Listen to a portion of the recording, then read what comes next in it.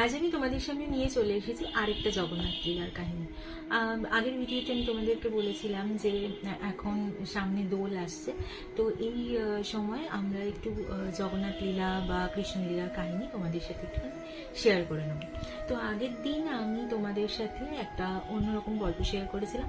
আজকে খুব সুন্দর একটা মজাদার গল্প শেয়ার করব জগন্নাথ লীলা। চলো গল্পটা শুরু করা যাক। তোমাদেরকে আজকে শোনাবো জগন্নাথ দেবের পান খাওয়ার কাহিনী। ঠিক আছে, কেন এখনো পর্যন্ত জগন্নাথ দেবকে রাতে ভোজনের পর পান দেওয়া হয়, তার পিছনে একটা গল্প আছে, খুব সুন্দর একটা গল্প আছে। ঠিক মন্দিরের পাশে প্রভুদাস নামে একজনের পানের দোকান ছিল। ঠিক আছে, তো তিনি নানান ধরনের পান বিক্রি করতেন, আর সেই পান খেতে তো মানে অনেকেই খুবই ভালোবাসত। আর প্রভুদাস এটাই ভাবতেন যে জগন্নাথ দেবকে তো এত রকমের বিভিন্ন ধরনের রান্না রোজই প্রায় করে দেওয়া হয় এবং তিনি ভোজনে সেই খাবারগুলো গ্রহণ করেন, কিন্তু জগন্নাথ দেবকে পান কেন দেওয়া হয় না? তো প্রভুদাসের অনেক দিনের মনের ইচ্ছে ছিল যে জগন্নাথ দেবকে পান সেবা দেবেন আর কি। তো আমরা তো নিতান্ত মানুষ, আমাদের ইচ্ছেই করে যে আমরা ভগবানকে নিজের হাতে কোনো রকম একটু খাবার, যেটা যেরকমই হোক, অনেকে আমরা পায়েস করে দিই, অনেকে লুচি সুজি এরকম দিই। তো প্রভুদাস তো পান বিক্রেতা ছিলেন, তো উনি সবসময় চাইতেন জগন্নাথ দেবকে পান খাওয়াতে। তো একদিন প্রভুদাস রাত্রিবেলা, তখন অনেকটাই রাত্রি, মানুষজন প্রায় খুব অল্প রাস্তায়, তো একদিন প্রভুদাস দোকানে রয়েছে, তো দুজন যুবক এলেন প্রভুদাসের দোকানে। তো দুজন যুবকের চুল ছিল হচ্ছে কোকড়া কোকড়া চুল, বেশ কাঁধের এতটা পর্যন্ত চুল ছিল, তারপরে বেশ গয়নাগাটি পরে পোশাক আশাক, মানে যেন মনে হচ্ছে যে কোনো রাজপুত্র, মানে রাজার বাড়ির ছেলেরা এসছে। তো প্রভুদাস তাদের দিকে মন্ত্রমুগ্ধের মতো তাকিয়েছিল যে এনাদের তো আগে কোনোদিন দেখিনি। তো পান যথারীতি তারা পান চায়, তো প্রভুদাস ওনাদের দুজনকে দুটো খুব সুন্দর করে পান বানিয়ে দিয়ে কি তাদেরকে সেবা দেন। তো যথারীতি তারা বেশ পান খেয়ে বেশ ভালো লেগেছে, বেশ পানটা খেয়ে দুই যুবক চলে যান। তো একদিন মন্দিরের বড় পুরোহিত, সেই সময়কার যিনি বড় পুরোহিত ছিলেন তার নাম ছিল বলরাম দাস।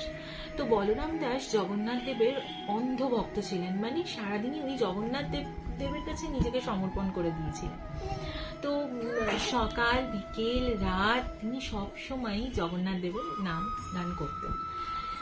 তো উনি মন্দিরের দ্বার বন্ধ করে যে মন্দির থেকে বেরোচ্ছেন, তখন উনি দেখছেন যে দুজন অজ্ঞাত পরিচয়ের যুবক, মানে যাদের আর কি আমরা চিনি না, তো উনি কোনোদিনই দেখেননি দুই যুবককে।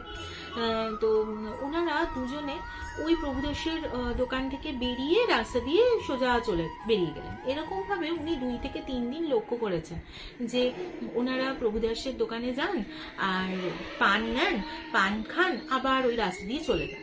তো এইভাবে উনি লক্ষ্য করেছেন। তো প্রভুদাসের দোকানে বলরাম দাস যান, তো গিয়ে প্রভুদাসকে বলেন যে এই দুই যুবককে কি তুমি আগে কোনোদিন দেখেছো?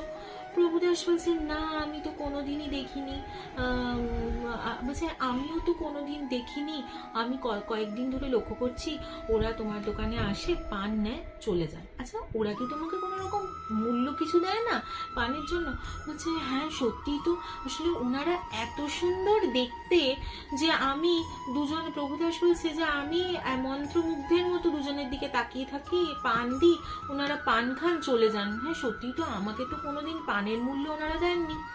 তো বলরাম দাস বলেন যে তাহলে এর পরে যখন ওরা পান খেতে আসবে কালকে রাতে, তখন তুমি বরং একটা কাজ করো, ওদের যে গলার যে চাদর আছে, ওই দুজনের কাছ থেকে সেই চাদর কিন্তু তুমি তোমার কাছে রেখে দিও, যে বলবে যে চাদর থাকুক, আগে মূল্য দেবে, তারপরে চাদরটা নিয়ে যাবে। প্রভুদাস বলছে, হ্যাঁ এইটাই তো করতে হবে, এতদিন ধরে পান খেয়ে যাচ্ছে, আমাকে তো তার মূল্য তো দিচ্ছে না, আমিও তাদের দিকে মন্ত্রমুগ্ধের মতো তাকিয়ে থাকি, অথচ কোনো মূল্য না দিয়ে বিনা পয়সায় পান খেয়ে চলে যাচ্ছে, দাঁড়াও কালকে আসুক, আমি ধরছি দুই যুবক। তো এইরকম ভাবে বলছে। স্বাভাবিক ব্যাপার, আমরা যদি কোনো দোকান থেকে জিনিস কিনি, মূল্য দিনের পর দিন না দিই তো দোকানদার তো লক্ষ্য করবেই। তো প্রভুদাসও ঠিক সেই রকম ভাবেই ভাবছে। তো বলরাম দাস চলে গেছে, প্রভুদাসও চলে গেছে। পরের দিন দুই যুবক এসছে আবার, এসে তো পান চেয়েছে। তখন প্রভুদাস বলছে, পান তো আমি দেব, কিন্তু তোমরা যে দুজনে প্রত্যেক দিন পান খেয়ে চলে যাও, তার মূল্য তো দাও না, মূল্যটা কে দেবে? হ্যাঁ, তখন একজন বলছে যে আমাদের কাছে কিন্তু অনেক ধন সম্পত্তি আছে, তোমাকে মূল্য দিতে আমাদের কোনো অসুবিধা নেই, তুমি আগে আমাদের পানটা দাও, তোমাকে আমরা মূল্য দেব। বলছে, না আগে মূল্য দাও তারপরে পান দেব। তখন বলছে, ঠিক আছে, দুজনেই বলছে ঠিক আছে তোমাকে মূল্য দেওয়া হবে। বলছে, না, এই যে এতদিন তোমরা পান খেয়েছো তার মূল্যটা কে দেবে? বরং একটা কাজ করো, দুইজনের গলায় যে যে চাদরগুলো রয়েছে, যে শীত বস্ত্রটা রয়েছে, আমার কাছে রেখে যাও, আগে মূল্য দেবে, তারপরে চাদরগুলো নিয়ে যাবে, তারপরে পান পাবে। তো যথারীতি কি করেছে দুই যুবক, দুইজনের গলা থেকে চাদরটা খুলে, মানে ওই উত্তরীয় ধরনের খুলে প্রভুদাসের কাছে রেখে পান নিয়ে চলে গেছে।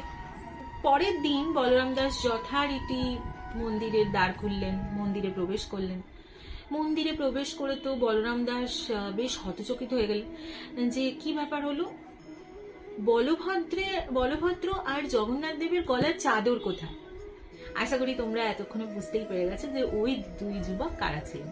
হ্যাঁ, ওই দুজন যুবক ছিলেন বলভদ্রদেব আর আমাদের জগন্নাথ দেব। হ্যাঁ, ওনারাই আসতেন প্রভুদাসের কাছে পান চাইতে।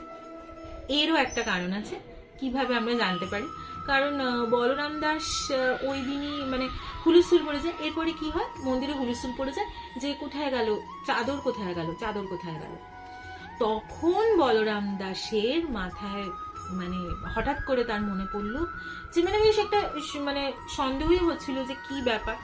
তো সেদিনই রাত্রিবেলা বলরাম দাসকে জগন্নাথ দেব স্বপ্ন দিলেন এবং সম্পূর্ণ ঘটনাটা বললেন যে আমরাই দুজন আসতাম প্রভুদাসের দোকানে এবং সেখানে গিয়ে আমরা পান নিতাম এবং চলে যেতাম, এবং প্রভুদাস মন্ত্রমুগ্ধের মতো ওই দুজনকে দেখতো। স্বাভাবিক ব্যাপার, বলভদ্র আর জগন্নাথ দেবের রূপ দেখে উনি ভীষণভাবে মুগ্ধ হয়ে যেতেন, যে তার পানের মূল্যটা নিতেই ভুলে যেতেন।